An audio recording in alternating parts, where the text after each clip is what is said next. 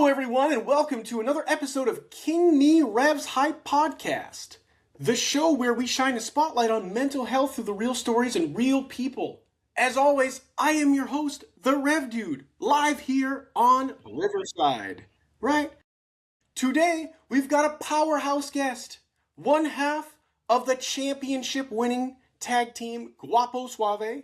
He is the true champion, the true face of Focus Pro Wrestling, Papi Guapo Diego Alvarez. Woo! Great, I like that. Thank you, man. That was a great introduction. You did great. Wow. Right, thank you for being here today, man. Very excited to get you on this podcast, man. It's been a good minute. Oh yeah, man. I'm glad to be here, man.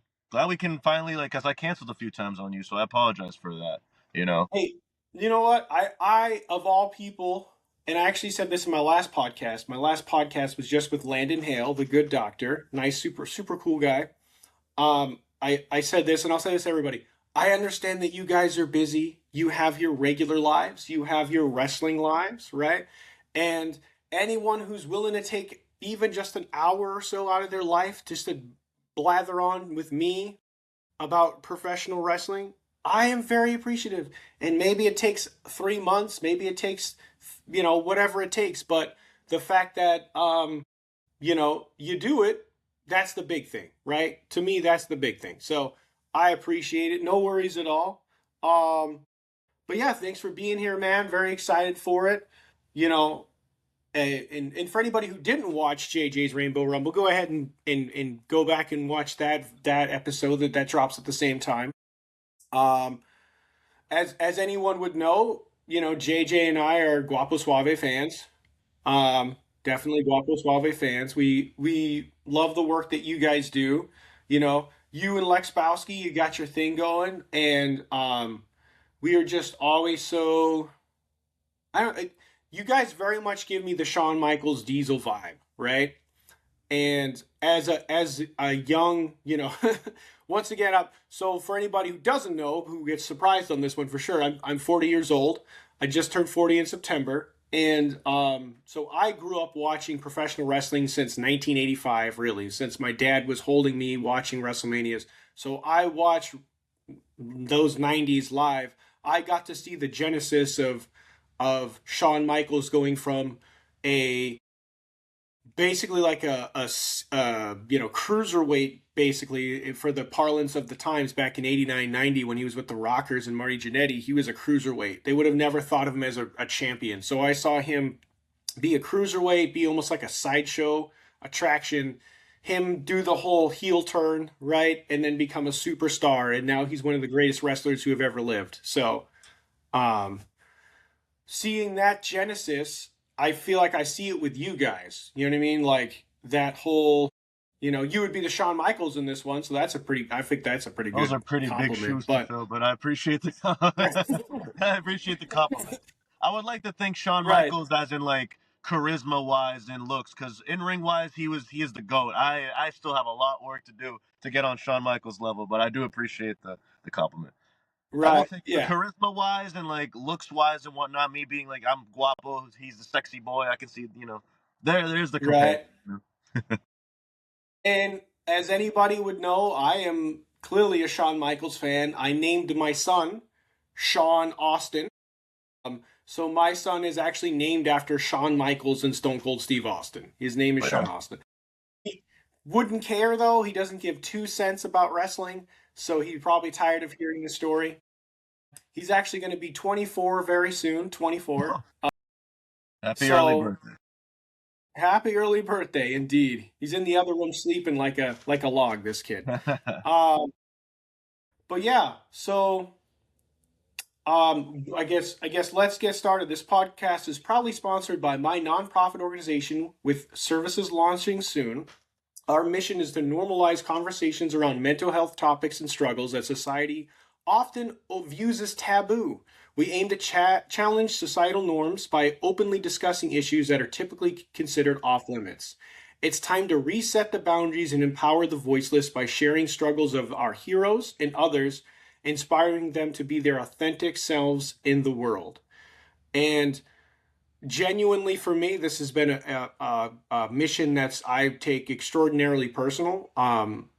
Like I said, I've been a wrestling fan my entire life, and some of my best heroes, whether it's Robin Williams, whether it's Jason David Frank, whether it's Anthony Bourdain, they lost their lives at their own hands. My own brother, he lost his life to substance abuse. So a couple of years ago, I actually got in a car accident and I broke my leg. And I've always been, I mean, I'm still pretty stubborn, but I've always been the stubborn man that has to do everything by himself. And here I am trying to wash dishes with a broken leg. I'm standing up, I'm doing my crutches, I'm trying not to. This is how I'm doing the dishes. You know what I mean? I had to carry the milk. So it took me a long time to be able to take a step back and rely on my 10-year-old child to carry milk into the house and stuff like that. And I realized that in those moments, that we as men, especially in this society, it's not very good. And I want to change that lexicon. So as much as I love professional wrestling and other such things, and I talk about it all the time, and we get into that stuff, I just want people to understand that, hey man, if you're having a bad day, we all have bad days, and it's all right. So that's genuinely me. That's who I am. And for anybody who needs help, please reach out to me. I'll get you the help you need. So as for the wrestling, I always love to bring this stuff up.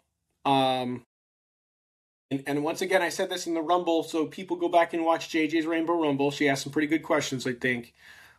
I am a fan of Guapo Suave. Most people don't say that, all right? But I am. And no matter where it is, RWA or, Focus Pro, whatever, I definitely have people giving me the side eye, straight up roasting me for chanting, Papi Guapo, Papi Guapo. They're in And disbelief because they see real men in the ring. They're not used to it. there we That's go. why. There we go. They cannot believe their eyes. And they'll just be like, they're like, oh, you realize, blah, blah, blah, blah, blah. I'm like, yeah, I get it, dude. Like, I understand what you're saying, but I'm still Like I going said to. in the earlier pod, you guys are the only cool people there. That's the thing. Like everybody else are nerds. It's a bunch of nerds and drunk idiots in that crowd. So who cares, man? You guys are the coolest people there. Don't even worry about Exactly. And it. like, and I actually told this to JJ before he came on. I was like, listen, I love this guy's style so much. Who else would go on IWTV, Focus Pro, and be like, I will punch my grandmother in the face to keep this title? Who else is I will punch my grandmother in the face. I'll punch my mom in the face. gonna do that? And you know what? I'm just gonna put it out there, right? I'm just gonna put it out there. All right, let's keep it real. Back in my 20s, I was out here running game too, bro. They used to call me the lady killer. Okay, all right. So when a master sees another master at work, game recognizes game. It's respect. It's Hey man, respect. You know what I'm saying? Those other guys, they can't be getting the stuff that we got, bro. Come on. I posted on my Yeah. Instagram story a picture of me kissing this girl's hand at the last show when last weekend when I faced Akira.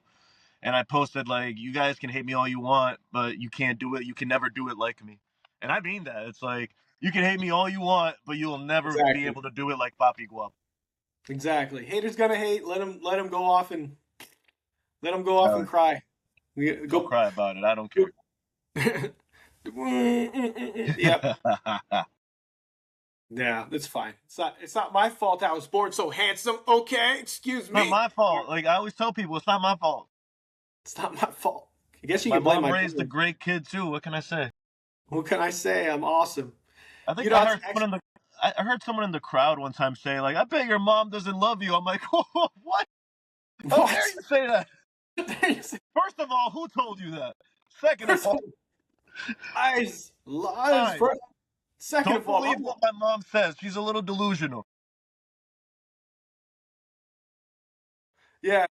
My brother was affectionately the one that called me the lady killer back in the day because, let's just say the bar scene was nice to Mr. Evans in Well, yeah. the Look at you. 2000s. Before social media came in and ruined it, so now I can't just talk to a woman in a bar. It makes me a weird creepo somehow. You Like, gotta. This is all you see now. So That's all you it's see. wild, People just right? on their phones, like it's like, I yeah. know. Yeah, nowadays it just makes you a creep. It's like, oh my god, why are you coming up to talk to me? It's like, what? What? I I don't go know. out like that anymore. So I like that's another thing you might not believe. I don't go out to the bars anymore. I don't really do anything. Yeah, I don't do it's anything. the fun for me for that scene has been dead for quite some time. Like Oh yeah. it is there's no interaction, like you said. It's just a bunch of people on their phones. You know, You got to go to act, other places besides Boston. That's the trick. Cause I obviously like I would go to the bar scene in Boston, but yeah, like the trick is go to like I like going to New Hampshire, Bernie's in New Hampshire, anywhere that's not Boston. I've noticed that like the scene is a little better. But like I said, I barely go out. Like I think the last time I went out was last summer, like with my friends, like just to enjoy myself. But last summer was the last time I went out, so I rarely go out now. well, since we queued it up, I might as well do some shameless self promotion. Yeah. If I'm going anywhere, I go to the Root Awakening Kava Bar. We have two locations, one in Worcester, one in Nashua, because it is a much different crowd. It is a much different vibe. Being from a family that had substance abuse issues, to be quite frank, I learned a long time ago that that same addictive demon is in my body. So I decided to run away from alcohol, quite frankly. I drink kava, which kava is a natural root from the Pacific Islands, okay? And they turn it into something that just calms you down and relaxes you. For someone like me, it just turns off that little voice in the back of my head that never shuts the hell up, okay?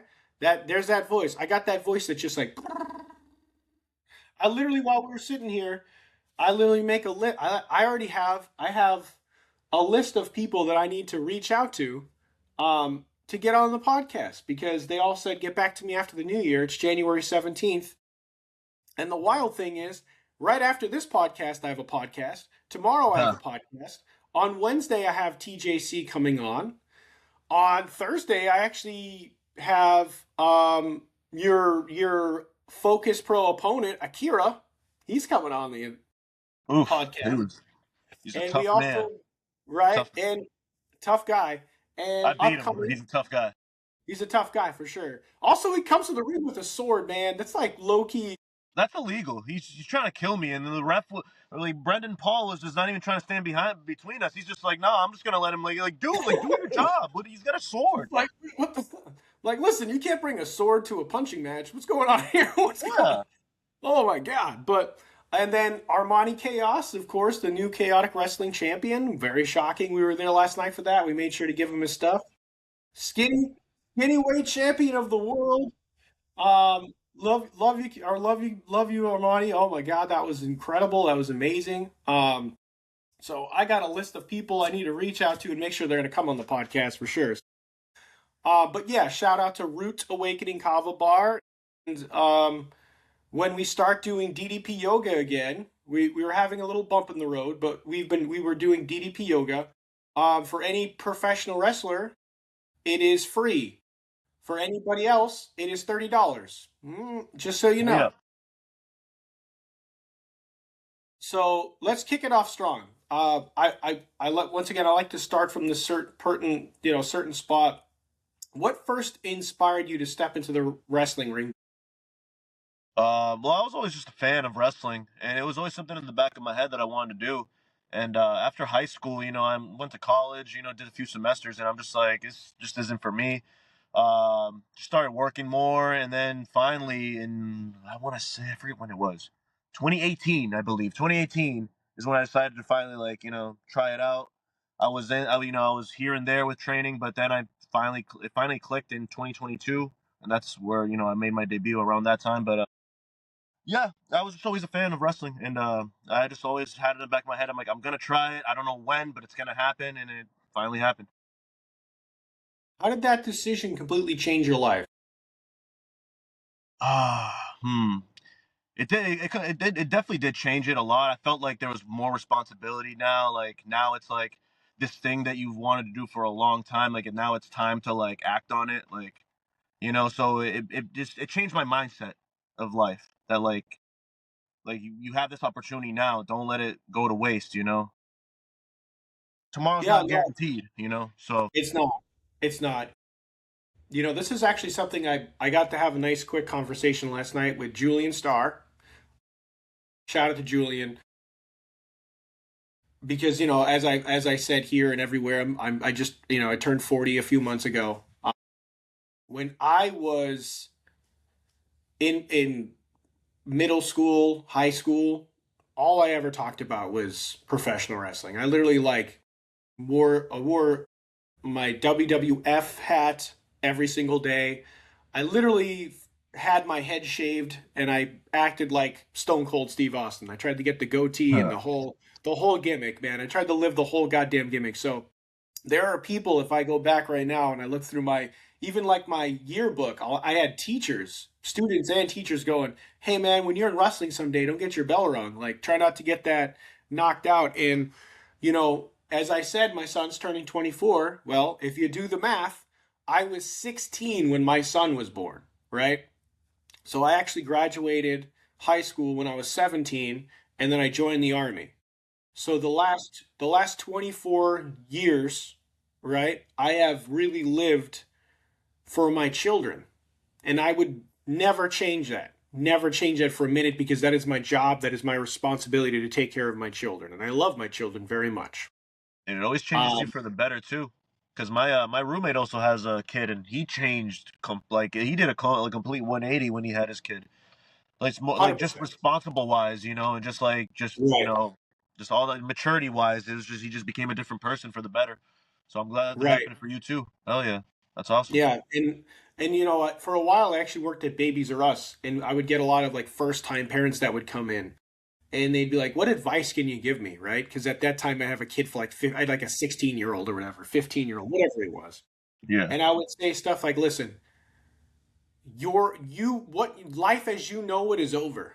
The day that that child is born, your new life is begun." And you realize you hold this little thing in your hands and it lives or dies by your choices.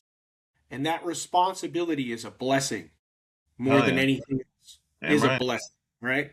May all right. It is a blessing, and I wouldn't change my history with my children for the world. However, now that JJ is older, she's 13 now. Now that she's in love with wrestling, I know that I can start living I've been wanting to do a lot of this stuff for years, but priorities, right? I can't do it without them. And now that they want to do it with me, I can live my dream. So roundabout way, I said this to Julian, and I've said this before in other shows. I'm going to be a student of Nepal really soon. Hell yeah, that's a great school to go to. That's where I train. So the great coaches there, man. That's a great spot. That's a great spot. Yeah, and thanks, man. Yeah, I'm very excited. Once again, I don't think I'm going to be able to be a professional wrestler at 40 and just jump in the thing, but I just want to be part of the gang. I don't care, if they make me be the goddamn water boy. I'll earn my dues. I was in the army. I know how to earn respect. It's Of not a big course. deal. I understand most people have a chip on their shoulder, but I was in the army. I understand there's no chip here, and I will literally work as hard as I have to earn that respect from those people. So. Yeah, whether it's ring Very announcing, refereeing, whatever it is. I saw that you've been doing some ring announcing. Yeah, and honestly, like, I mean, I've never done drugs, never done any drug in my entire life, never even smoked weed, all right? But the absolute electricity I got from not only having Rich Palladino, who I think is the GOAT, shout out to Rich, Rich is the man. I announce love me to Rich. get to the right. I love Rich. I love you, Rich. Um, in fact, last night at the show, I was like, some people walked up and I was like, "Hey, man, don't you want to get a picture with the goat, Rich Palladino? Don't you want to buy a T-shirt or a sticker or something? He's the goat. Let's go, baby." um, and he was like, "Hey, man, calm down. I don't even plug my own merch. You can just calm down now." Uh, but to have him announce my name and then get in the ring in that first match, I got to announce for Shawn Vegan Keegan, right? I do love Shawn. And then the next time it was Monty Aries and Mike Grasso. Boo, Monty Aries. Boo. I Boo. paused. I paused when I said the Mike Grasso. I was like, Mike Grasso. There we Boo. go. I hate So his wife more than I hate him, but I hate him too. But I hate his wife more. She's just or so fiance, whatever the hell she is. yeah, She's I'm a saying, creature. yeah. But it was no adrenaline rush I've ever gotten anywhere else. Like I remember coming off the stage at the Christmas show that Beyond Wrestling had, no presents, and I was just standing there and I was like, I don't know if I can feel my hands, like, oh, just running wild. So it's been really good. I love doing it, and I've had wonderful conversations with Julian and with Chase, and they're very much like, hey, yeah, you come in, you earn your due. We will give you a shot wherever we can find you. So I'm very excited for They that. are great coaches, man. Chase, Scott Guerin, great coaches, man. Like they're Yeah. not gonna bullshit you, man. Like they'll tell you straight up like what you need to do, what you don't need to do, and I can't say enough good things about them, and I love them. Right. Super, super good guys. Hell yeah. So, and I guess we kind of touched on this one a little bit earlier. So, you got your Papi Guapo, you got all that swagger and stuff. How much of that confidence and charismatic energy is the real you, and how much of it is like you got to turn it on for the crowd? I'd like to say that like I'm always just me. Like there's never like a part where like, oh, I'm gonna pretend to do this. It's like, nah, I'm just turning it up a little more, you know. It's just I'm always just being myself, man. It's especially when I go out there, there are times where I have to like there's days where you're not feeling as good, you know. So like there will be times where I have to go out there and I do have to like turn it up a little bit more, but it comes more natural to me, man. It's not something that it just comes natural for me. Just I just yeah. Yeah, and I feel like the wonderful part of, let's say, the Attitude Era, and it really started with, to be fair, WCW, because the Vince and the WWF in the early '90s were doing all those gimmicks, like they were cartoon characters. Duke the Dumpster Drowsy, and you know we had all those, we had all those cartoon characters, and I then was not born yet when all that stuff happened, so good thing I missed all that. right. So it was definitely weird. It was so much better when WCW switched it on and said, "We don't have a man who thinks he's a truck. We have Kevin Nash. Yeah. We have Scott Hall. We have they switched it from the colorful personas, right, to these genuine, um more, as like you said, it's themselves, but at 11, right? They crank it up to another thing. So I remember listening. I mean, Stone Cold Steve Austin used to have one of the biggest podcasts on earth.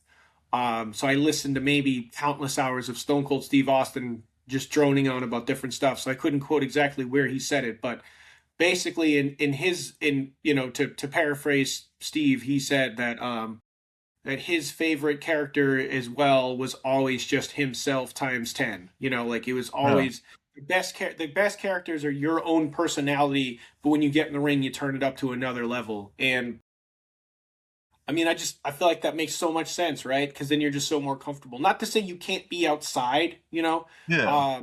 because like shout out to like Rad Pro, right? We got stuff like Rad Pro and Create a Wrestler. I'm sorry, where That's a it's great like promotion just to get your like it really helps with just character. It's all character. exactly, exactly. Like you just because like we had Shannon on the podcast, and we talked a little bit about Eyeless, and as I said to Shannon, I'm like, look, it's like, Shannon, you look like the girl next door, like the whitest white meat baby face there could ever be.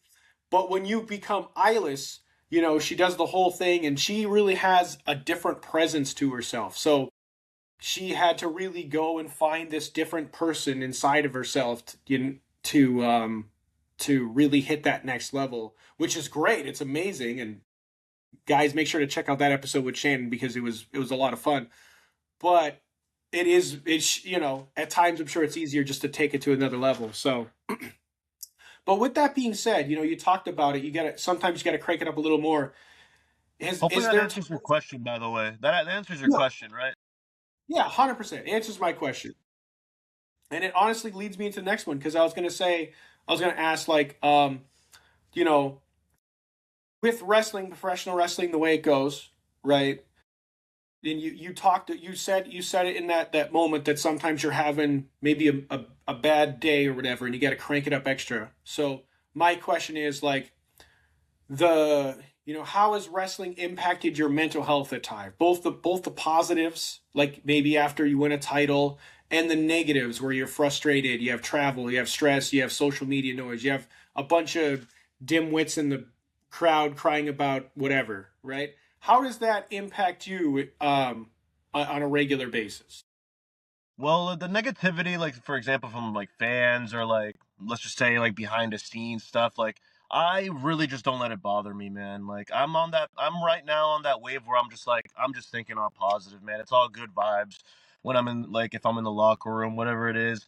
Sure, like oh, this I have to travel. Some let's just have to go to Vermont. It might be snowing. That's probably not the best like condition, but I'll still do it with a smile on my face, man. I try not to be so negative about it.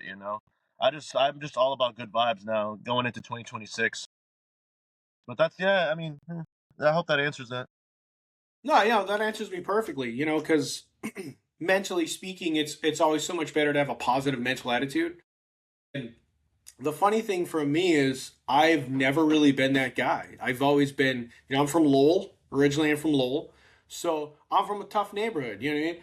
We're not used to being like bright and cheery and sunny and fun. Like that's not Yeah. that's not the Lowell way of life, okay? Oh, I get it We're too, more man. I get it. right. So it's like, me doing this podcast, talking to people in general in life, whether it's here, there, or whatever. It's like, hey, you don't have to be like a phony, believable. Oh, I'm so happy all the time, like Ned Flanders or some shit. Oh But yeah, it's never that. No, never that. I but would hate. Like, I it's never do that either. Hell no. exactly. But it's Yeah. just like, hey guys, it's not a horrible thing to just wake up today and be like, you know what? I'm gonna make today better. So Today's gonna that's the way be I try to look at things, man. It's just like, oh, it's like I said, something bad happens. It's like just make the best out of it. Make the right. best because what are you gonna get from just thinking negatively? Now you're just pissing yourself off. Now you're just sad. It's like, oh, and like I said, I do have moments where like the stress does get to me, and but what I do use sometimes I've been trying to like use it like less and less, but marijuana, that's something that I use to cope with negativity sometimes. If that just to answer a little bit more of that question. Yeah, and I really hope New Hampshire makes it legal someday because we could really use the tax money. I'm just gonna be honest with you. We could use the tax Yeah, money. Um, there's, there was such a social stigma around marijuana, right? And for anybody who knows me, I never liked drugs because growing up, I grew up around what they called themselves in West Phoenix. They called them the white trash skater kids. So, yeah, because you're talking about late 90s. So I moved to Phoenix in 1996, just before my 10th birthday, 11th birthday, whatever it was. And I was really literally around like 70 to 80 kids that were called the white trash skater kids. It was a big group of, literally what it says, and most of them got into drugs. Some of them have unfortunately passed away. Some of them have, um, went in and out of prison and all that stuff. So being there live with them all the time, I didn't want to do any of this stuff because I was like, it doesn't make any sense. You guys are not, you know what I mean? I still went to the party, and most people were like, "Why'd you go to the party?" I'm like, honestly, number one, I had a girlfriend, right? So I wanted yeah, to go because she was there. All right, it might have been sixth grade, but Mr. Evans still had a girlfriend. That's how we roll. yeah. And number two, they were the only people in the neighborhood that had the internet because that wasn't really a thing in 1996, 97, 98. Yeah. And they had the best video games on that damn computer. So I got to make out and play Duke Nukem, bro. What do you mean? Why wouldn't I Exactly. go That's to the life. party? That's life right there. That's life right there. For seventh for a seventh grader, I'm talking like 12, 13 years old. That's life, bro. I don't think I was doing that at 12 and 13. I don't know what I was doing. I So, forget. right, but marijuana, it was kind of almost like a taboo subject in my household for the longest time. And then I looked back and I realized that it was like all BS. So for anybody who hasn't looked into this, back in the early 1900s, William Randolph Hearst, a man who owned many paper mills and newspapers, he was the one who demonized marijuana and he helped make it illegal, and he made it evil. He was saying it was like the drug that if you were to smoke it, it would make you crazy and like murder people. And he demonized it on purpose because hemp at the time was legal, and he didn't want people buying hemp. he didn't want people buying or using hemp at all. So it was kind of wild to think that this one guy doing some like stupid socio-political economical cash grab kind of changed the structure of the world that we live in, and like people demonized it. So I actually dated a woman. I was engaged to a woman that worked in the industry at a dispensary, and it really helps people, right? Whether it's just the flower, as she would say, or the Yeah. tincture. She sold tinctures so that help with stress and Use it the wisely though. You gotta use it use it wisely wisely. because, like, to get back to that point about the marijuana, like it and like mental health too. It does affect with your mental health the more you do it, because like something that I realized like over the last few years that I've been using it a lot to like just cope with like I said, to cope with like negativity or something, stressful in my life. And then it finally I saw the pattern and I'm like, no, I'm using like no, marijuana should be like for recovery and all this other like stuff. Like instead of just, but like I would just like try to toke one down anytime like I would feel stressed and stuff. And I'm glad that I've been toning down on that. I've just been doing it on weekends strictly or after a show. Like for example, after BST yesterday, got in my car, sparked one up.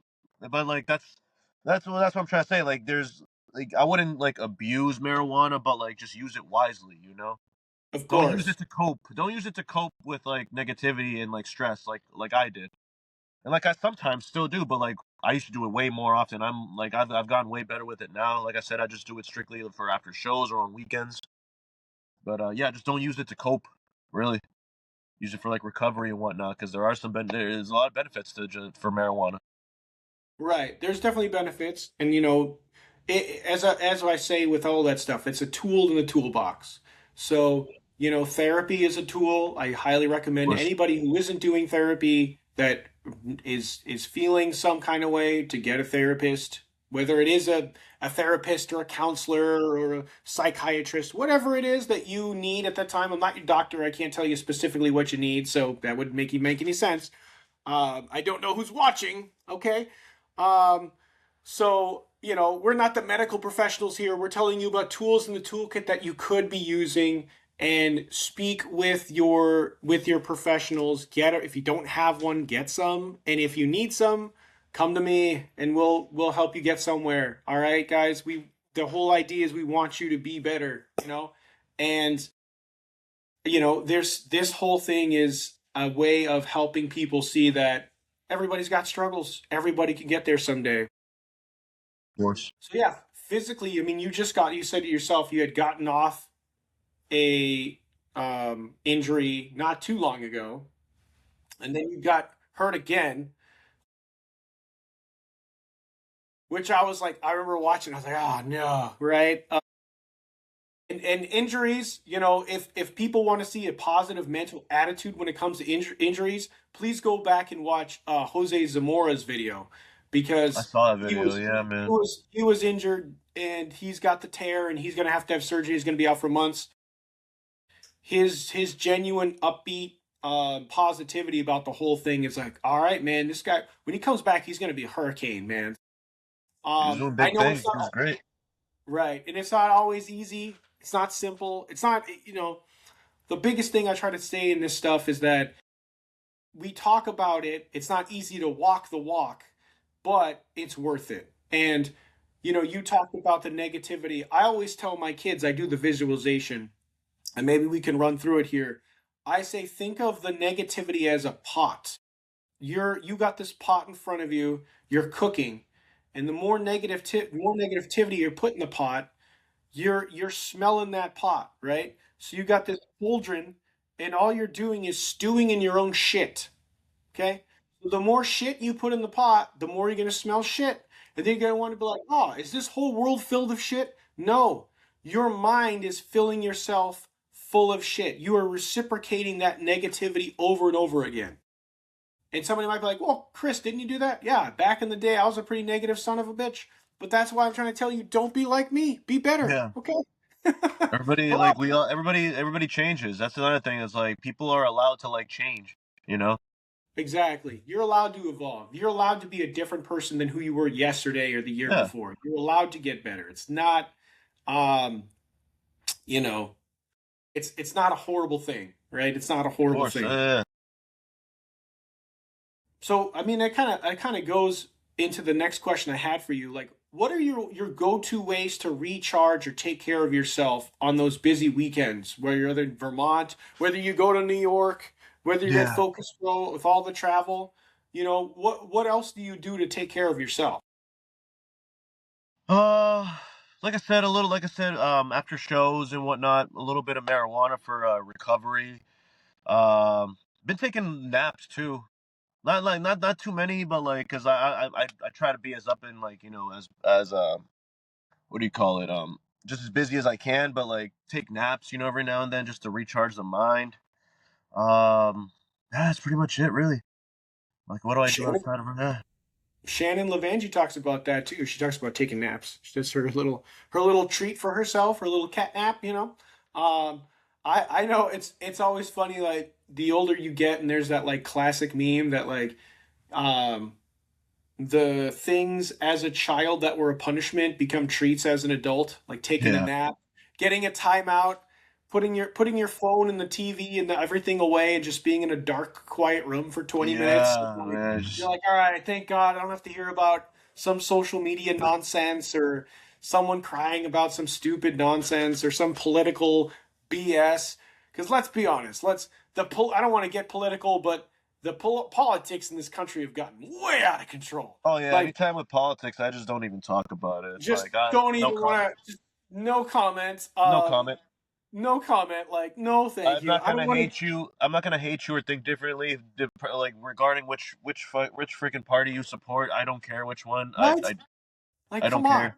Well, I'm not am gonna I judge you based on who you like support. You know what I mean? right? Unless you're like a piece of shit human, then like that's different. But like, Yeah, I don't and like that's you can support whoever you want. Just don't be a piece of shit. right. Like what you like, just don't be a dick. Yes, Brian Zane right there. Like what Ryan you like, Zane, don't be a baby, dick. wrestling with regret. Let's get Oh it. yeah. Yeah, I Oh love it. yeah. But no, I couldn't agree with you more. And sometimes people don't like each other. Like even in shows, like people are like, oh, I don't like that guy, and it's like, listen, bro, that's between you and him. I don't know any of this stuff. That he didn't do any of those things to me. I don't. I mean, should he have done it to you? No, probably not. He's probably you're probably if he did what you said he did, then he is being an asshole to you, and I do not support that. But at the same time, he wasn't being an asshole to me. So how can I treat him as guilty, him, her, them, whatever the hell, as guilty when they've never been rude to me? Like, I can't do it. And maybe somebody else can do it. Maybe they're a better person than I am for being able to do that. But I can't do it. I can't be rude to somebody who's never been rude to me specifically. I mean, obviously if they go out and murder somebody, that's a little different, right? Yeah, I mean it's a little But, different. I mean, yeah, I'd probably stay right. away from But that if person. Probably. But if it's like these two guys are bickering about stupid nonsense, I'm like, listen, bro, that's between you and you. Like, I don't, not my, with all due respect, not my fucking problem. Yeah, not my problem. Not my problem, bro. Like, hopefully, you want me to help you work it out? You want me to have you both sit down? We can talk it out. We can man shake. I'm there all day. I'll grab a counselor or a therapist or whatever. We can have a genuine conversation. Because that's like, honestly, I'd rather diffuse the situation. So, what I'll say on this podcast, which I don't really say very often, is I use REV'S hype, right? And most people think the Rev is genuinely just like revving an engine, like I'm just a hype man, because I can't do that. I honestly, that would probably be my favorite job in the world, like just to be. I TNA has a really good hype man that like before, like but during the opening of the TNA show and during the middle in between matches and stuff, he runs around and he's hyping people up and he's like, "Come on, let's go!" Right? So that would be like I feel like that would be a perfect role for me because I just love screaming at the top of my lungs. Once again, I'm from Lowell, Massachusetts, so I'm very loud. Um, but Oh uh, yeah. the idea is that I would love to be doing that, but where I'm going with all this is that you know whether regardless of where your role lies within this industry, and hopefully I get to be part of it, and I'd assume with guys like Chase Del Monte behind me, I'm going to be pretty good. Oh yeah. Just damn it. I don't want to do the John Cena now. John Cena's words keep popping in my head. Never give up. Hey, they're strong words, man. They're very They are. strong. I know it's only three words, but they're very strong words. They are. And, just be yourself. But I am also an ordained minister. Okay? I'm an ordained minister. I am opening a church. And my whole thing is when I say Rev, I'm not just hyping up everybody, even though I love to do it, right? It's a double meaning because I'm also a reverend. And so when people come to me with their problems, I don't want to pick a side. I want to take both people and sit them down and talk about it and fix it because Of course. that's what we're supposed to do. I'm sorry. If you don't believe in God or whatever you don't believe in, that's between you and Jesus, all right? I'm not here to preach to you. But what I'm saying is you come to me and you're like, I don't like this guy. All I think is, well, maybe the both of you should come to my office and we should have a chat. You know what I mean? So Exactly. that's my thoughts. Oh, I get that completely. That's how it should be. Right? Let's Talk like be men. men. Let's be men. Let's be men. Let's have a conversation. Let's talk it out. Let's be adults. Most Let's be importantly. adults. Exactly. Um, so how do you balance this grind, right? I've asked this to so many people because you got to have, you have family. Everybody has family. You have your job. You have a life. You have like you said, I've said before, you have your wrestling life and your personal life. What do you do to help you balance between those two? I mean, for me, it's like I just have a routine, basically. You just follow a routine every day and you just stick to it. That's really how it is, especially with like wrestling and going to the gym, having a full-time job. That's really how it is. Just stick to a routine. That's what I've been doing at least. But it's yeah, I don't find it it's not too hard right now. It's pretty easy to balance. It just takes your part in doing it. Everything is Right. possible in life. Anything is possible in life, you know what I mean? Like we all have 24 hours in a day. That's enough time to like to get enough done. Yeah. I tell many people, whoever is crazy enough to listen, I got 5 jobs right now, man. Oof. Five jobs. So if it is something you truly want, it is not going to be easy, and it's not going to be cheap, and it's not going to be free, but it's worth it. It's worth it. And whether it's me or whoever else that you look at, I actually did a really crazy video about 6 months ago about Britt Baker. Yeah, And shout out to Britt because she actually reposted on Instagram and my stuff blew up overnight. I got like 70,000 views, right? that's awesome. And here's a person who is a dentist and has a practice in Florida and was also AEW Women's Champion, right? Shout out to somebody like Landon Hale, who, while he was learning how to become a professional wrestler and he went to netball, right? He went to netball. He became a doctor of chiropractic. Oh Like yeah. you can you can have it all. It's just not going to be easy, and it shouldn't be because if you want it, it's gonna take time. And if it's something that you really want, you're gonna the hard work is not gonna bother you because it's something that you're gonna enjoy along the journey, and the destination will feel even sweeter. That's another thing too. Exactly. It's like enjoy the journey too. I'm also trying to enjoy the journey. That's something I try to do a lot too. Like I have an end goal for wrestling, obviously, but like I'm always taking it by like show by show. It's like I'm enjoying the journey, man. I'm having fun, just working, getting better. Yeah. Steven Tyler Aerosmith said it right. Life's a journey, not a destination. So, boom.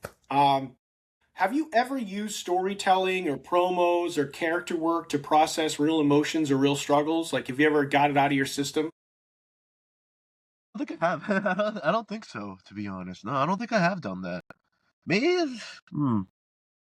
No, I don't think so. No, I hate that's like I said, that's a lame answer, but I don't think I have. No. No, I mean it makes sense. I mean, I used to work at the Texas Roadhouse for like 10 years, and one of the most therapeutic things for me, believe it or not, was the birthdays. So people would come in and we bring over a saddle and we get them to sit on the saddle and we announce their birthday. And I ended up, after about a couple of years, I became the guy who did every birthday because I got to scream at the top of my lungs in public.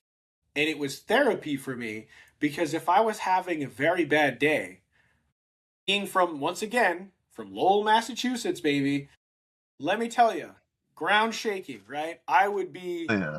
I would after a couple of months, I actually just started warning people. I would be like, "Hey guys, it's gonna get loud. It's gonna get loud," because there was a couple times where like a couple of old grandmas were like, you know, they were just freaking Yeah.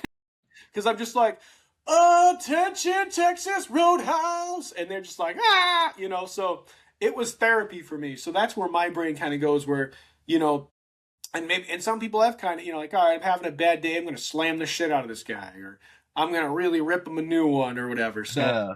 hasn't happened, maybe it will happen. Maybe you didn't think of it like that, and maybe it will be in the future. Of course.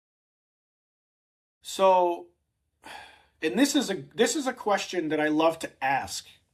Um because and I almost bring it up every single time, and I like to ask people every single time just because being someone who's gotten into the ring twice. I've gotten into the ring twice, right? I've got to announce twice. All right. Most American males, most red blooded American males, right? They've thrown a football. They've played baseball. They've played soccer. They've played hockey, maybe even street hockey or basketball or whatever it is. Most wrestling fans have never even stepped foot in a wrestling ring, right? So when I ask this question, kind of know the answer. It's a little bit of a softball, but I love to just hear everybody's thought process. Do you think fans truly understand the mental or emotional work that goes into performing at that level that you do? No, nobody does really. Like when you're out there watching, like you'll never understand like what we go through unless you're going through it. You know? Right. And like, let's again, and I always make sure to caveat the question because I don't want people thinking I have this big head on my shoulders or something because I went in the ring twice. Okay, guys, I'm not that crazy. But just being in the ring for those times, it's just like, oh my god, like the excitement. Honestly, I wasn't scared. It was just more like I was so excited to finally do this thing that I've always dreamed of doing my entire goddamn life. Um, and to finally be able to do it and to do it with people that I genuinely love and respect, like Monty and Shawn, right? Yeah. And never met the Nick Rodriguez from Florida, or I love Mike, but I never, the idea is that to do it with those guys, to just be kind of in the moment and with that stuff, it was just so, you know, talk about adrenaline rush. Like, Yeah, man. Jesus, It's a hell I of a can't, it's a hell of a rush. hell of a rush. I can't wait for more, dude. Mhm. Actually, Dijak said this in his podcast with us, and he was like, he thought of himself. I want to paraphrase this appropriately. He said that sometimes he feels like it is kind of like an addictive thing because he just goes back for more beatings, right? Yeah. um, has there ever been a moment, whether it's that high adrenaline rush or a low, whether it's mid match, in the ring, after the bell, whatever, where you have to fight back emotions, whether it's rage or, you know, tears or excitement, where you just got to like calm yourself down for one reason or the other? Like after a match, like before a match? Right. No, I've like I've had like personal stuff like happen, like, and I have to like let's just say something happens on a day of a show. Like I just for me it's like I keep my personal stuff out of the business, and I'm just laser focused. I'm never I never really had a high like that where I'm like emotional or like I'm like about something. If that makes sense. Yeah, no, it makes sense. I'm sure it feels pretty good. Like you guys went all the way to New York and won some titles, right? It's probably pretty nice to come home It with was a the great belt. feeling. No, yeah, that stuff. Yeah, Yeah. when it comes to winning titles and like having these big matches. Oh yeah, let me answer that a little differently. Yeah, like when it comes to winning titles and having these big matches, I do have a sense of like I'm very happy about it. I do have like I'm excited. I can't stop. I'm very jittery. Like I'm like yes, this is awesome. But I also try to keep it as professional as as possible. It's like, all right, this isn't like the end goal. It's like we just keep working. Like I'm not trying to take the pleasure out of it. Like I am happy. Like I do have those moments of excitement after winning the belt, or Right. like Right. having big matches. But it's always like, all right, what's next? I always like, you know what I mean. Sometimes I try to suck the fun out of like what's happening to me. But that's because I've always just want to do more. It's like, nah, it's on to the next one. You Right. can You cheer right you now, you but it's on to the next one. you you check the box off immediate, and you're like, all right, what's tomorrow, baby? Let's go. Right. Yeah. Makes total sense. Makes total sense. Is there and I'm always curious about this one, and I haven't asked this one in a little while, but is there any like holy shit moments or like oh shit moments or like maybe someone that you've worked with in the past, right, that was exciting for you, like a hero that maybe you had or a locker room leader that was just um Hmm. just something special to you personally? Who was it that I recently I'm gonna go with my recent match with Cheeseburger. I really like that. Like, yeah, because Ring of Honor guy, he's been there, bit done that, and it was just quite an honor. Just it's like, damn, like I seen this guy on Ring of Honor like 10 years ago. You know what I mean? This small guy, Yeah. fucking guy, and it's just like, wow. Now I'm working this guy. It's insane to look at, or like as you remember, Sandman being in the ring with the Sandman. Like, obviously, I'm Yeah. not gonna say the Sandman was my all-time favorite wrestler and bullshit you. No, he Right. wasn't. He wasn't. Like, I Right. was not. I was not an ECW guy. Like, I just thought, oh, it's the Sandman. But it was still a cool moment because I saw the guy on TV, and it's just like you said, like it was that holy shit moment. Like, whoa, like Yeah, and in the past other people have talked about it, and it's like those are the things that I feel like some people got to nourish on a little bit because you're not wrong. I actually went when I went to, and this kind of goes twofold here. In September, I went down to the AEW tapings that they had the 2300 Arena, the old yeah, ECW arena, and that night it was actually normally, as most people would know, after AEW they film Ring of Honor, but they that night they filmed Action Dean 3. So this card had people from Action Wrestling. It had people from CMLL. It had people from Ring of Honor, including Cheeseburger. Pretty sure he was on like the main event, and it was like a 6-man tag or something. So it was kind of crazy to be like, oh, I just saw this guy, and now he's wrestling Diego here. You know what I mean? Like, there's been some of those times where my brain just, I mean, like having Dijak, I'll be honest. It was hard for me not to fanboy out a little bit when Dijak was on because I'm just like, holy crap, I watched this guy in WWE TV for so long. yeah. They're just like, all right, you got to calm down, boy. Just chill out, man. Of course, yeah. But it's always good to kind of nourish in that. And yeah, the Sandman, definitely, you know, obviously he's an ECW original. They added Focus Pro got another one, right? Guido, little Nunzio, Little little Guido, yeah. yeah, it's good stuff. Also, Um, I was in a locker room in Ohio for this promotion ACW, and just being like another holy shit kind of moment. Like, wow, this is happening. I was in the locker room with like the Rock and Roll Express, all these yeah, like guys, guys like who else was there? Enzo Amore was there. All these guys, like guys that I've seen on TV are like these legends. Like I said, the Rock and Roll Express. I forget who else is on these shows. Godfather. Sandman was also there too. He didn't remember me, but Sandman. yeah. I mean, no, I don't want to throw shade, but you drink that many and you beat yourself with a can, you probably don't remember much. Oh yeah, hey, it happens. Boom, boom, boom. But It he's was quite the great. experience though seeing him. He made quite the scene there at that show in Ohio. So it Oh was yeah, kind of it was a funny night. people lose their Um, minds for that stuff for sure. I know I went to an AEW. It was actually Collision, and that was very shocking because it was the night after MJF got married, and we did not expect him to show up. So people genuinely were shocked and losing their mind to see MJF that night. To be heck yeah. honest, it was a great time though. It was a great time. Man, there are some people.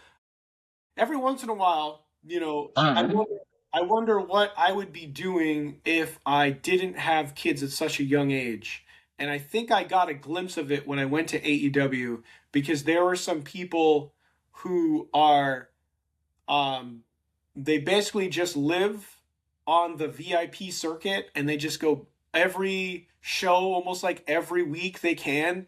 They do the VIP. They just spend all their money. And I'm throwing no shade at them. Like, that would probably be me if I had all that money instead of buying all this stuff for my kids. I would probably just get in the VIP package every weekend or Well, something. yeah.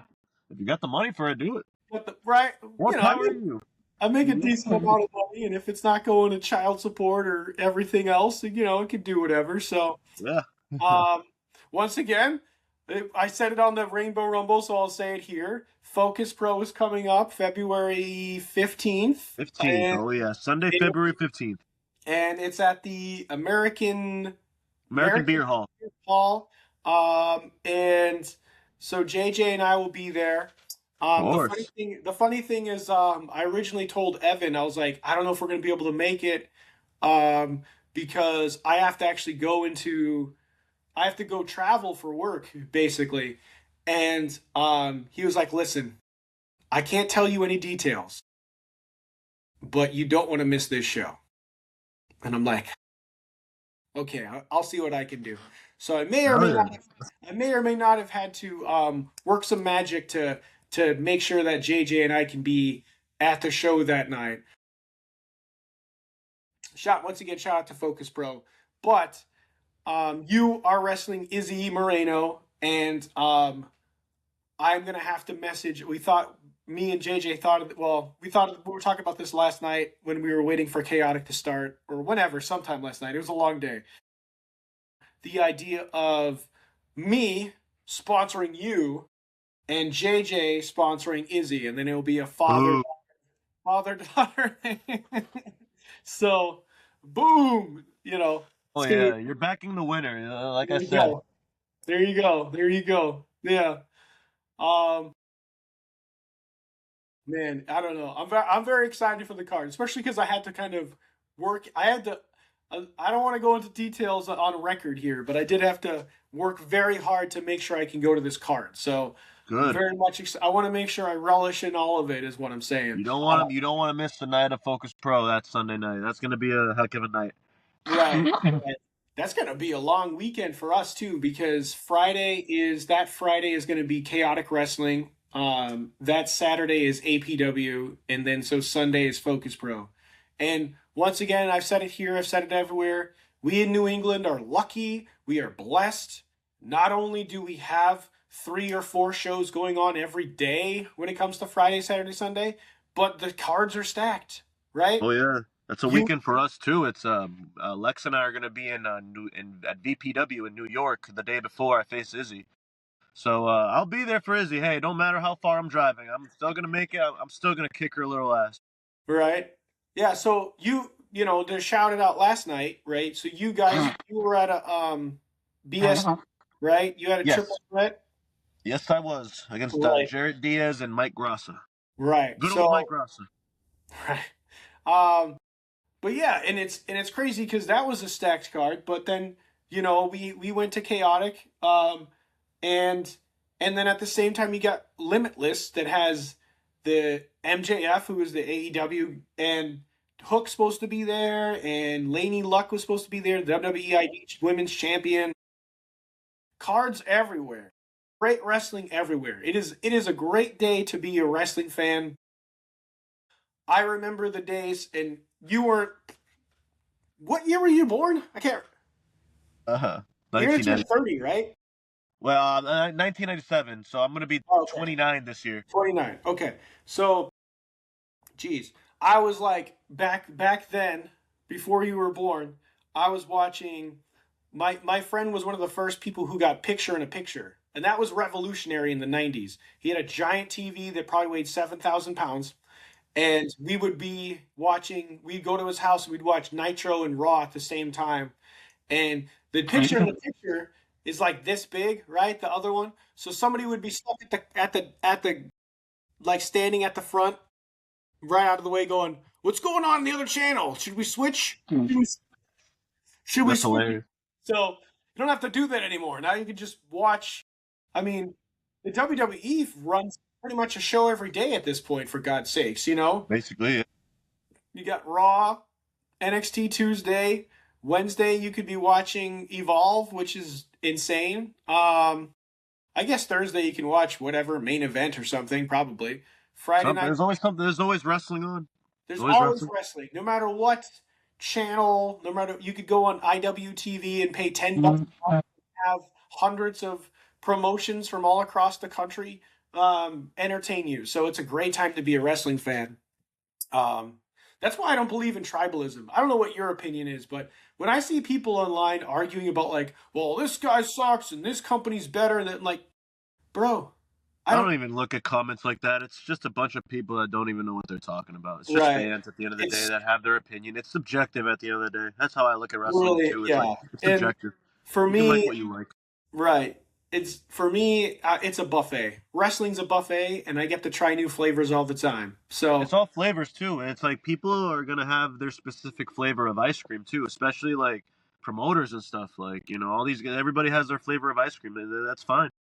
right, because I mean, some people were huge ECW fans. They really love that hardcore extreme stuff. They moved over to JCW. Now they watch JCW and GCW. There's like the H2O, that kind of like crazy hardcore stuff. And it's like, hey, if that's what you love, go awesome. I think that's one great thing about Focus Bros. They always try to mix it up. You got great tag teams. They got they normally Violent Breed JB's there to do some kind of wild wacky stuff. You never know what he's gonna fucking pull out of the bag. Yeah, he's Um, got. There's the death matches. There's the tag right. team matches. There's something for everybody. Yeah, I love it. I love Focus Pro. I love you guys. We love you guys for sure. And then of course you have the true face of Focus Pro. The only person that matters in that whole roster. Let's be honest. Boom. There we go. Putting it down. That's how it Um, is. if you could go back and talk to yourself at a younger age, right? Yeah. What kind of advice would you give to yourself, to your younger self about this business? I'm 28. What are we talking? What age? Well, you said what, 2019? So, like let's say 22. Oh, like when I first started wrestling. Yeah, exactly. Oh, 22. 2018. Oh, 2018. What would I tell? 18, 19, 22, whatever. Block out the noise. Stay consistent. Stay more consistent. Lock in more. That's what I would tell them. Quit going to these college parties. Quit, go and get with girls. Go, go be a wrestler now. Just be more consistent. If anything, lock in more. That's Consistency is key, that's right? what I would tell myself. Yeah, back in 2018. And I'll take it a step further. I'd say to 18-year-old myself the same thing too. Like if I were to look Right, back 10 years from now, right. Regardless of the profession, like, listen, man, let's get it together. get it You know, together. get But it I'm also together. glad that I made memories too at that age, like from 18 to like 21. Yeah, I mean, and I could say, because some people would demonize all kinds of stuff, but this is why I love talking to you, because a lot of people, let's be honest, a lot of people don't know what it's like to be the guy in the room that can just get the girl, right? Yeah, everybody hates me. That's why it's Right, everybody hates me and Lex for it. That's fine. right, They can't relate. right. But I used to be able to be that guy back in the bar scene. I used to just go up to the girls and be like, "Hey, can I buy you a drink?" Right? And I got so much, I would get hate for it at times. So that's why I love talking to you guys, because I know you know the plan. Yeah, and it's also a thing that's like we're not. It's not like we're always successful at it. It's like no, I've been rejected a bunch, but it's the fact. Right. It's the confidence. It's the fact that you're doing it. Exactly. And if they reject you, it's all you. It's all depends on how you react too. Don't react like a dickhead. Just react like Right. okay. Just be respectful. Be like okay, cool. Move on to the next. Whatever. Just great. I'm like, oh yeah, no problem. Thank you so much. Have a nice day. Thank you so much. Take it as a compliment. Have a great night. I'm not gonna Right. bother you no more. Exactly. That's it. Exactly. And I feel like doing that stuff in my 20s, it made me that slowly but surely made me into the person I am now, right? So Of course, yeah. I don't want I wouldn't people like, oh, regrets. We're not talking about regrets, guys. We're Yeah. just saying that, those things they do add up, and I feel like the idea that I can just go and cold sell my podcast to a random person at a wrestling promotion, right? Is because of the fact that I've had the rejection too. I've had the rejection. I'll tell you a crazy story actually. Yeah. I was at a bar in West Phoenix, um, and there was this cute girl at the bar, and I walked up to her and I started talking to her. I was like, "Hey, I was probably talking to her for like 2 minutes, and out of my peripheral, this giant like bulldog of a woman comes out of nowhere, and she's like, and I'm just like in shock because she's just like, I'm like, it would just all happen so fast, and I was just like, what is it? What? Huh? Like my brain could not process what was going on. And shout out to my boy John because without even hesitation, I just see this giant arm. He's a big guy. He's a big guy. Yeah. I just see this giant arm come right in front of my face, and he just steps in, and he's like, "Listen, I need you not to talk to my boy like that. Like, we need you to calm down a little bit." And I'm still sitting here like, I don't know what's going on. Like, my brain is just like, what just happened? Like, I was just talking to this girl, and all of a sudden, like, her, and I was just like, whoa, whoa, whoa, whoa, whoa. If this is your girlfriend, that's all I had to say, dude. I would have been like, no problem. She's a whatever she is, no problem. There's four other girls in this bar. That's fine by me. That's cool. Exactly. But the fact that you're like, oh, blah, blah, blah, blah, blah. So shout out to John. Thank you, John, for having my back. I love you, bro. John's a But good guy. it's not about, oh, we always are batting 1,000. It's about the idea that we're not afraid to get back up to bat. Yeah, that's just how I take it. Really, that's Right? how I roll. Really, It's like, if I hey, get rejected, it's like, okay, cool. I'll just you shouldn't let it like break your confidence, because if you let it break you, then it says a lot about you. You know what I mean? In my opinion. right. My mentor and sometime talking buddy, DDP, bang. He talks about that 90-10, right? Life is 10% of what happens to you, but 90% of how you react and adapt, right? So regardless of how things go down, you are in control. You can never control this earth. You can never control other people. You can never control the planet. You can't do it. But you can control how you react to a situation in a scenario. And if you can take it with a grain of salt, you can adapt to it and move on with your life and take it as a learning experience. You know what I mean? Like me, next time I'm like, all right, let's go walk up to her, like, all right, do you even like men first? You know? Do you have that one friend around here I should be watching out for? I didn't see her coming. Trust me, next time I'm talking to people, now I'm looking around a little bit. You know what I mean? Like, out of nowhere, right? So, Oh, male or female, I don't care. But it's like, okay, react, adapt, and you survive and you can thrive. And I couldn't say it anymore. My next question is: do you watch tape? Do you study anybody right now? Like whether it's like like you study your next opponent, or you study like Shawn Michaels or someone. Do you go back and watch old stuff or new stuff or whatever to kind of get yeah. I in your? definitely try to, for the most part. I definitely study my opponents. Whoever, if it's someone new that I'm working, I definitely want to see how they work and how they move around and whatnot. Like I did it with like Akira. I watched a few of his matches. I did it with Izzy too, just in case, whatever. Like, I try to just watch back, like my matches. I always try to watch my opponents. People that I study, I like watching. I'm gonna say some more modernish names, like even though Chris Jericho's been around for a long, long time, but Chris Jericho, Chris Jericho's one of those guys. Dolph Ziggler slash Nick Nemeth. I like watching him when it comes to like selling. I think he's one of the best sellers, when it comes to wrestling. So I look at underrated. like little things, Rick Rude too, when it comes to like, in the past, guys like Rick Rude, obviously. I've said it in the past, Guerrero, Shawn Michaels. But yeah, those types of guys, the guys with like my gimmick and guys that can sell. Because that's a big thing in wrestling too. It's like selling. And that's something that I always try to work on a lot more. So I try to watch guys like I said, Dolph Ziggler. Yeah, and that's a two-part thing. You served up to me like a softball, and I love it. I saw another video recently with Stone Cold saying that if he were to give anybody advice going into this business, sell your ass off, sell, sell, sell, never stop selling.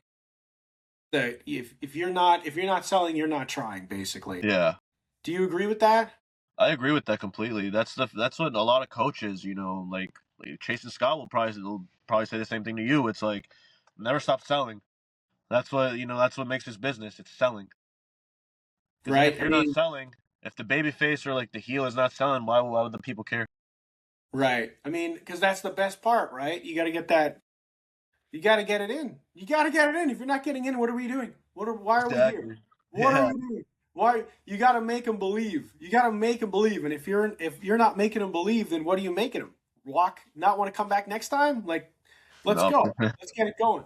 And the other softball you served up to me, and I was gonna ask is like, you got ravishing Rick Rude, you got Rick Martel, you got some of those other you know handsome well, normally they're the heels. When Oh, another you guy to throw in there. Another guy to throw in there. Sorry to cut you off, but this is no one's gonna expect this. But Rene Dupree also. He's also somebody I like watching. I don't think he gets talked about enough. Like I don't know. there are a lot of underrated, unsung people in the business in general, whether Yeah. it's from a production standpoint, Oh. or you know, from a wrestling standpoint. There, I mean, one of my favorite all-time guys is Jay Lethal, Yep. and I was just telling the story yesterday to JJ about Jay Lethal, doing the whole Black Machismo because she wasn't even alive then, right? She wasn't alive for Black Machismo. When he was doing the feuds with Ric Flair, that type of thing, and he's never headlined a WrestleMania. But does that mean he's not a great wrestler? You know what I mean? Like there's so many of those guys.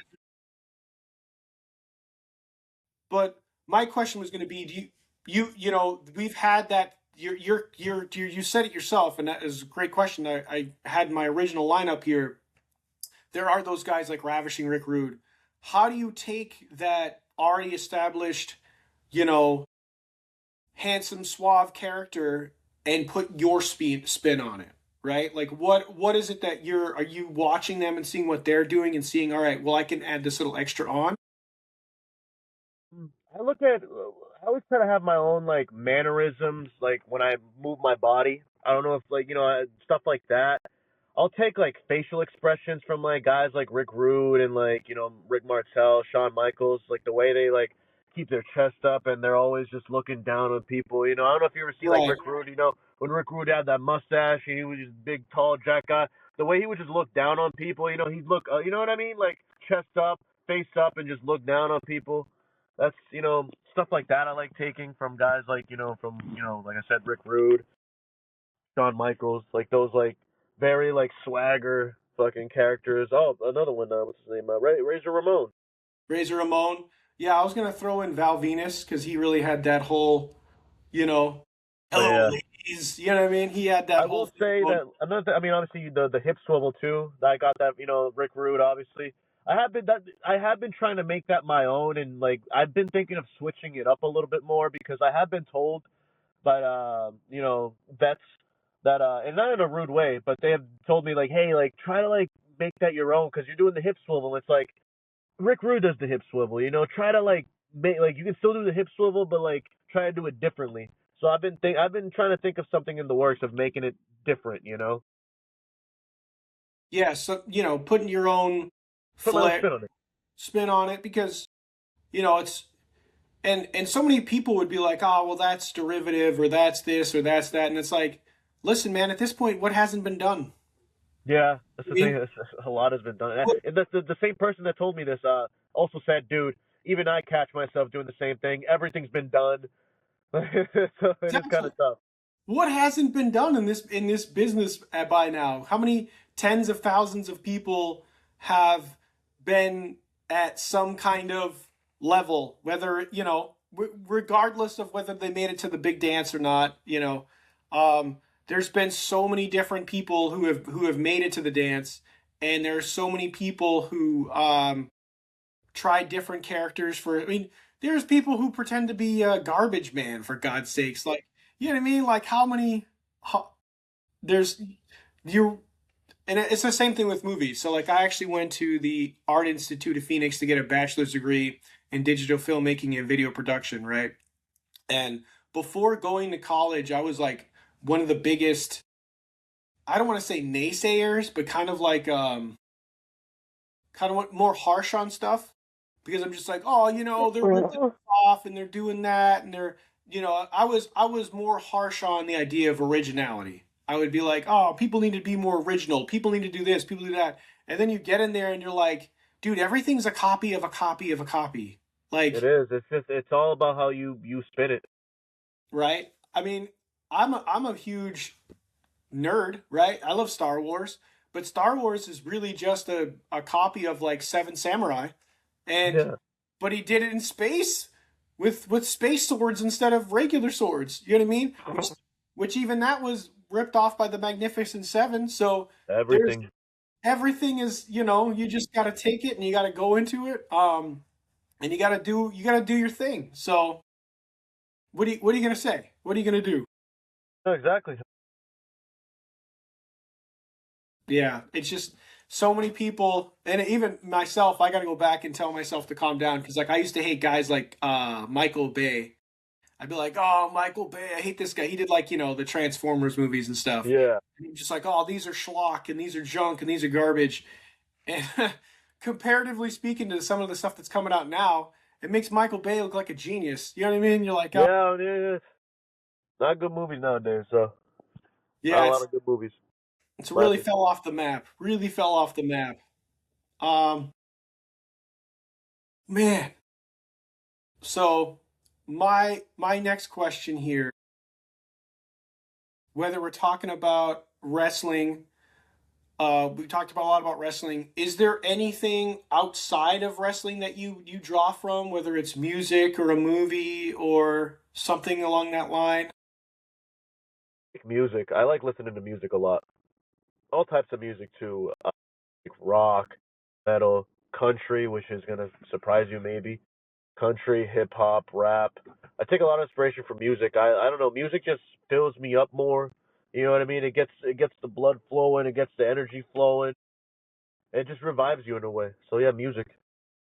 I like Right? using music a lot. Because Especially before going to a show too. Like going before going to a show, I like listening to some music to get myself hyped up. You know? right. I love obviously with the Revs Hype podcast. I love hyping people up. Hell yeah.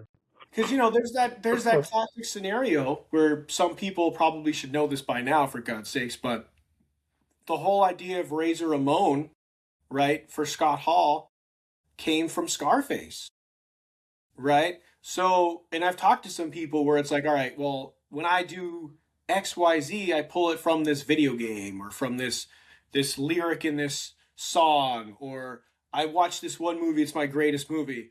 I'm actually, and the funny one is I'm actually dying to ask fancy Ryan Clancy this one because all of his songs are orchestral versions of James Bond. So I'm just like, were you a big James Bond nerd when you were a kid? Like, very Yeah. much like that. You know what I mean? Like, Might so be. Might be. yeah. So that's where I kind of like. So many people they can pull that inspiration from different places, and regardless of that, it can be very beneficial. How about, and I'll ask this question selfishly, of course. Do you have any advice for people like me who are going to go into, wrestling for the first time? Keep your head high. Uh, keep your mouth shut. Open those ears. Don't let one bad training session or one bad match or whatever, don't let one bad thing like deteriorate you. I can't speak right now. Don't let it like, well, don't let it like get you down. One bad day is just one bad day. It's all about what you do afterwards, It's never one bad day is not a bad life. That's a good way to put it.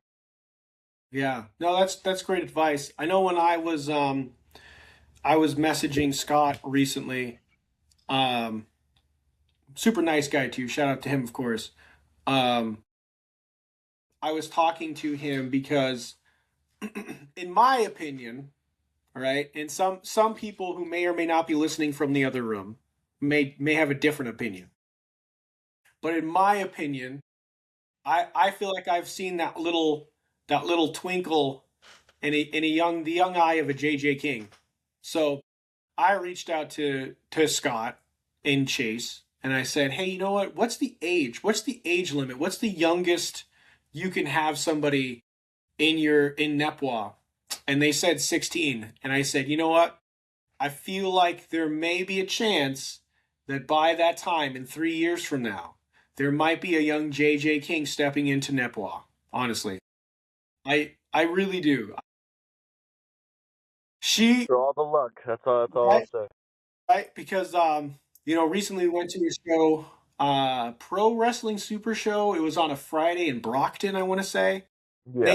They do a during their intermission. They actually do a thing where somebody gets in the ring. This particular night, it was DJ Powers. You got to do a photo op with DJ Powers. He had just retained the championship that night.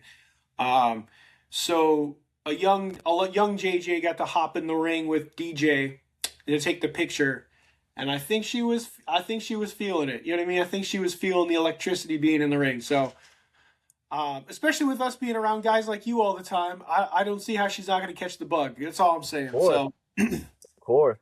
Hopefully she boom. wasn't standing too close to DJ. He's got the tan and stuff. You don't want to get that stuff on. You don't want to get that on her shirt and Oh, whatnot. should have worn an orange shirt that day. Would have been okay. That would have been okay. I mean, that's I've heard that he be forcing it with the tans. I know that's his thing. Hey, more power to you, my friend.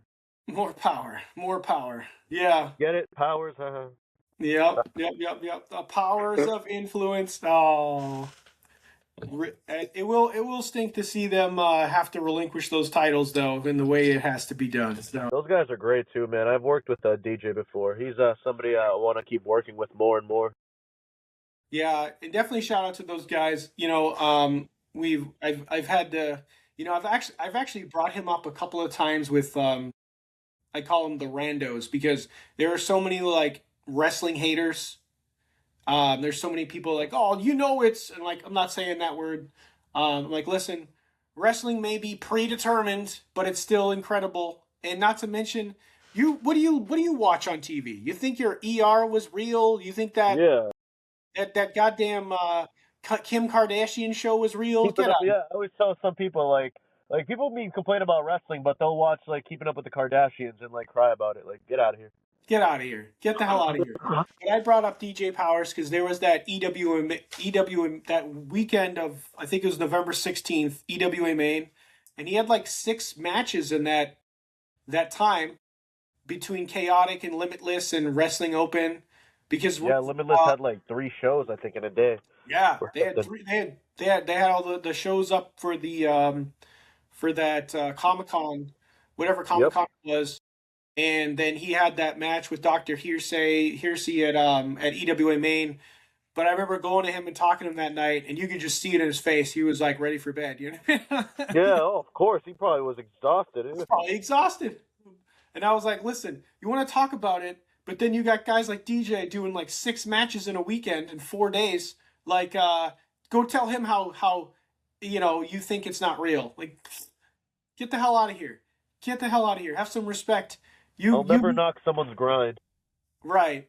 It doesn't matter what it is. Somebody's out there doing their thing. Doesn't matter if I get it. Doesn't matter if I understand it. They're doing it, man. They're doing it. Just be supportive. Be supportive of each other, man. We definitely need more of that in this planet. We need more people just saying, "Hey, you know what? I don't get it. I don't know why you do it, but you know what? It's all you, bro. Good for you, bro. Do your Yeah. thing." You know? Do whatever you're passionate about. Do whatever you love, because I think it's an Eddie Guerrero quote. I might butcher it, but it's like all over social media. It's what is it? If your heart is in it, you'll do it. You'll do it, and you'll smile. But like, if your heart's not in it, you're not gonna give it your all. Something like Right. that. I forget how it went, the quote, but you'll probably see the video of Eddie Guerrero. It's an old shoot Yeah. interview of Eddie Guerrero's. But he basically say like if you love what you do, it's not gonna feel like it's you're gonna love it. You're not gonna be mad about it. Something like that. I forget. Yeah, I mean, paraphrasing still works. I'm sure somebody, even if you said it verbatim, so they'd be like, "Well, he really said." There's always those little people on the internet who But have that was nothing. all. Yeah, but that's basically the message. Just do what you That's the love. message. And if you do what you love, it's not you're not gonna be it's not gonna be like a chore or anything. Exactly. And I know that's true because It's not gonna feel like do a job. That's the best way to put it. yeah. I know that's true because like as much as it can be overwhelming at times for me to be like messaging all these people and trying to set up interviews and stuff, then I get to have these moments and I'm like, yeah, I got to have a genuine, like, I don't even know what we're at, 2 hours or whatever it is now. I got to have a genuine 2 hour conversation with you. We were just man to Hey, man, just didn't even feel BS. like 2 hours. Exactly. It's I'm wonderful. here in a Stop and Shop parking lot. There you go. Got to get the groceries, man. Got to get it sometime. Do you have Actually, any I just wanted to park here because it's like more. I didn't want to be outside my house. I want to be somewhere open, and I'm about to go to the gym after this too. So the word? closer I am, the better. Do you have any more shows this weekend? I actually did plan on going to APW tonight just to watch. Try to get in with them. Because there's a lot of shows that like there's some shows, not a lot of shows that I want to work like just to say it out there, like the shows that I really want to work like this year, definitely Chaotic is one of them. Open, definitely another one of them. And I've been looking at APW too. It's just like I know a lot of guys that like Bayside, the next gen guys. Like it's like Right. they're all there. It's like why not just go to APW? Like I'm cool. Correct. I don't know Mike Morris like that, but I can just go in. So I might Yeah. go in today. Like as you can see, I've been blowing my nose for the last 2 hours, so I may or may not go, just depending, because I'm not feeling too well right now. But Nah. yeah, other than that, yeah, I had BST yesterday. Today I was maybe gonna go to APW. Got a photo shoot tomorrow, I think, still that I gotta do because I need promo pics. But yeah, I don't got any more shows for the weekend. To answer your question. Yeah, no, we're as of right now we're planning on going to APW. Obviously, it's going to depend on Oh, weather and other things. We were also thinking about maybe going to see Dijak defend his title tonight too. So what maybe Oh, Rebel Spirit. yeah, Rebel Spirit. So we were Uh, thinking about that. Just because he was just on the podcast. Our podcast dropped this today actually. So today is January 17th, so our podcast is live. No one's going to see this until like January 31st or whatever the hell it is. But, Dijak was on the podcast. Last night he won the Limitless Championship. yeah. Um, so, that's crazy. But yeah, Rebel Spirit, he's defending one of his many titles. He's got 4 right now. So, otherwise, probably APW. That's normally one we always go to. I gotta say that I have mad respect for Mike Gerard. Never Did met I the say Mike? What's his name? Did I say Mike Morris? I thought his name was Mike. Oh, I mean, but I thought Gerard. Oh, damn, I butchered his name. I'm sorry. guy. We could just I'm bad with names. I'm sorry if yeah, with anybody. name. No worries, man. Yeah, Gerard, because he had that. I want to say it was September. I want to say it was in September. He had a show where Corey Jackson and Owen Brody just whipped the tar out of him, and he hasn't been like part of the show since. And I would say mostly, especially watching a lot of Vince McMahon or Vince Russo, who both gave themselves the championship at some point. I guess I'm Wait, used to promoters, bookers, owners, etc., putting themselves over first. So the fact that, and this was actually a show. It was it was the same night that Chaotic had its 25th anniversary show, the APW show, and it literally ended with Mike Gerard getting the stuffing stomped out of him, and it was like shocking. Like the audience was just like nobody came out to save him. He didn't have a triumphant return. He literally just got choked out and left in the ring, and he's in the ring. And people are attending to him, and they're like, "All right, guys, it's over. Get out of the building." And you're just like, "Holy crap! I can't believe that was insane. Like I've never seen a promoter just get choked out. Like the cojones on this man. Bravo, right? Cojones, bravo. So, but yeah, no, And then I guess, obviously we talked about Focus Pro. Do you have New York coming up anytime soon? Yeah, the 14th, February 14th. Okay, that makes sense. I just want to make sure people check out your stuff. So Oh, of course, before I man. I wrap mean, up, I want to plug follow me on you, Instagram follow on Instagram. at Um, Diego Atocha. and we got a shout out to the big man, the Lex Bowski, Oh right? yeah, my man Lex Lozano. All that There and you then some. go. Tall, dark, and handsome. There you go.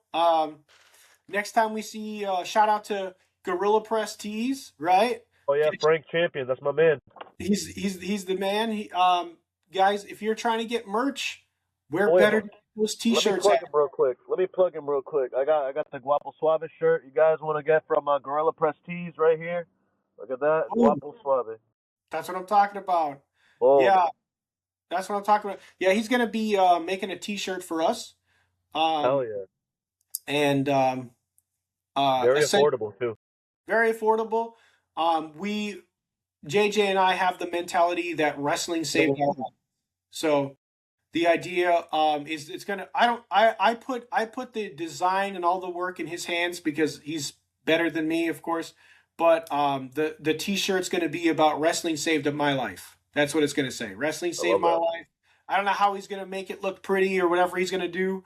I told him to take as much time as he needs to get the job done, but I know he's gonna come up with something fantastic, and that's gonna be our shirt when we're on the podcast. We're gonna be saying wrestling saved my life because I've heard that from so many professional wrestlers and other people in the wrestling profession and from wrestling fans, right? That wrestling it's not just to them some wackadoo nonsense on the internet or whatever. It is something that's become so much more to them. And you It know, really becomes part of your life once once you get in it. Once you're in it and you're doing it, it's like, wow, it's like this is what I do. right? Yeah, it's completely something. It's you know, I was watched it for so many years, watched it forever. I remember watching old WCW so much back in the 90s, but it's become a completely different thing now that JJ does it with me, right? It's just taken up to another notch. I could never go to indie shows before because if she didn't want to go to the show, the weekends are the only time I really get to see her. So if she doesn't want to go to a show, I can't go to a show. That's it. Yep. You know what I mean? Like the chaotic wrestling. Chaotic wrestling. Maybe this one's something up your alley. Chaotic wrestling is going to do some like 18 plus after dark. Chaotic wrestling after dark. We have no idea what that means, but they had a whole big promo about it. It's going to be on a Thursday night in Boston. Once again, that's maybe not something I can bring JJ to, so maybe I won't be going to it. But my curiosity is there because what are we talking about, guys? Like, what does this mean? It was Thursday Night Dark. They announced this last night. yeah, they announced it last night. They said they had Rich said they had something for the 18 plus crowd, and then they actually got a new like Titantron thing. They have like projectors. They used to have like the big TVs. Now they got these bigger projectors, and they got a new opening package. So for years they've had the same. Maybe I don't know, like 4 or 5 years they've had the same wrestling opening package, but they got a whole brand new opening package with different videos and wrestlers and stuff. Um, it was a promo with Chase Del Monte, and he's like in a silk robe. He's like in a silk robe, and he's doing this whole thing with a little handkerchief and stuff. He looks like Hugh Hefner, and he's talking about how like we got something for you after dark, and it was like, oh man, it looks wild. I don't know what the hell's going on. I'm just sitting there like, what is this? What is this? Should we hide my kid's eyes? Like, what's going on right now? Like, keep your Sounds pants like on. somewhere Papi Guapo couldn't quite possibly That's appear. what I'm saying. I think Who I knows? think it could work out, and I Nah, just that's definitely the goal though. That's definitely the goal. Like it's just I know what I have to do to get on chaotic, and it's just I'm just gonna work towards that goal because like I said that's the top promotion that I want to work for. I mean that's the school that I go to, so it's like so it's somewhere I want to be. right, right. And shout out to Chase. I feel like he has such a great sense of humor about himself. Oh yeah, he's great. He's not afraid to make himself look foolish when he's out there when he's working. I like that, and that's I feel like all heels should like take from that. It's like Don't be afraid to look like dumb. Like don't look like it. Like there's a difference in looking like a complete joke, and it's like, all right, this is like not believable. But there's like that good type of like good line of like that heel looks foolish. Like he just got his comeuppance. Right. I think Shawn does that too. Shawn Vegan Keegan. I think Shawn does that too. He doesn't mind making himself look like a fool sometimes just to make the other person look even better when they beat him. Yeah, that's what it's about. So Shawn, love you, Shawn, but Chase, what's funny is there was that Bear in the Woods match back in October, and I actually got footage of Chase walking around, and he looks like Bigfoot. There's that classic video of Bigfoot walking through the trees. Um, so I actually got a video of what looks like it's Chase Del Monte walking through the back of the set of Bear in the Woods, keeping an eye on stuff, and he just looks like a big Bigfoot, just like walking through like. "Rrr." So I've been like low key wanting. I put together a little package, and I've been low key wanting to put it on the internet, but I didn't want to like piss him off. But the more I see him, I'm like, he's got a sense of humor. I think he'll find it funny. So He probably will find it funny. probably will find it funny for sure. All right, man. It's been a solid conversation. I think it's time to wrap this up for sure. Hey man, I Any love being other here. right? I love doing it. Maybe we'll get to see you tonight at APW if you're feeling up to it. Yeah, if I'm feeling better, man. I mean, my nose. I don't know if you see, my nose has been getting more red the last 2 hours. Right? There is a there's like We'll this see. is like a nasty flu season right now, man. It's going Yeah. around pretty bad. So I I did would run out to my car yesterday after my match at BST with like my jacket on, but with my trunks on. So maybe that wasn't the best idea. Oh my God, that reminds me of RWA in Providence. We were sitting outside waiting to get in, and Lex Spowski's in his gear, and he has no jacket on, and he comes out to the car, and I'm like, dude, do you want me to get it for you? Like, do you need a jacket? Like, what do you do? Like, what do you do? That's JJ how and I Guapo were just Suave like, rolls. That's how it's not, Guapo yeah. Suave rolls. I was like, dude, we could just get it for you, bro. It's not a big deal. Like, go back inside. I'll get it for you. It's not, but I'm not gonna steal your shit, bro. Like, I got you. So. Um, but yeah, man, of course, as always, we got the true face of Focus Pro. Make sure to check out his stuff. Make sure to check out big old Lex Powski. Shout out and much love to Guapo Suave. There we go. We got some good pictures of that belt this past um Focus Pro as well, because we were Oh standing yeah. right behind you when you put the belt down. So we got some good pictures for sure. Um, JJ has decided to become a photographer, a wrestling photographer. So, and for anybody who's been waiting for me to drop stuff, I promise you I'm going as fast as I can. This kid takes like 4,000 pictures in a weekend, and it is Yeah. a lot to be going through. I understand that. I try to put them out as fast as I can, people. I promise, okay? One Uh, man. just one man, you know. Anybody wants to be a secretary or a Right? unpaid intern for King Me Productions LLC or for the Children of the Allfather LLC, please let me know. I'm open to some 20-year-old kid who wants to start this stuff for sure. But once again, thank you so much for coming on the podcast, and can't wait to see you sometime soon for sure. Oh, of course, yeah. Like I said, I got New York, and the most. I think the when I see you next is probably going to be Focus Pro. Yeah, for sure. And Oh for yeah. anybody on the podcast wondering, we got a heavy lineup so far. Literally just in about an hour, I have to do another podcast with Gia Savitz, who made a documentary about his professional wrestling career, The Match to Kill. Tomorrow, I'm gonna have a podcast with TOS owns the chef Peter G. Um, this Wednesday, we have TJ Crawford, the Silver Sniper, coming on the podcast. Thursday, we have Akira, as I said, he's going to be on the podcast. Patrick Saint is going to be on the podcast at some. That's my guy. I like Yeah, that. I love Patrick. I think he's great. I'm really hoping he wins the RWA title next Saturday night. He promised me he was going to give me a title shot after he won. Okay, boom. Yeah, I told him the same thing. Like, listen, bro, I can't wait to be there to see you win that belt. Um, And the brand new, as of today, as of last night, as of 6 hours ago, chaotic skinny weight wrestling champion Armani Chaos is coming on the podcast. Yeah. Other people who said that they were going to come on, but we need to actually make time to figure it out. The Hellcat, Selena Hecate, Corey Duke. Selena Kate. Boo Johnny Pierce. Boo. Right. I love them. Flying Frank, Milano. Another guy that we met up at WFA the night we had one of the times we saw Lex Bowski. He had his I want to say it was a fatal 4-way with a bunch of guys, and he won. There was the Flying Frank, who actually he wrestled that night. He wrestled Julius Drager, who's been on the podcast. So he's very excited. But once again, those people were like, "Hey man, I have too much going on in December. Come back to me in January." And I was like, "No problem. Makes sense."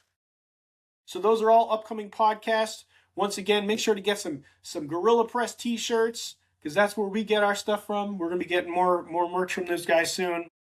I know I gotta get that t-shirt, bro. I gotta be rocking the Guapo Suave, because people are always giving me this shit anyways.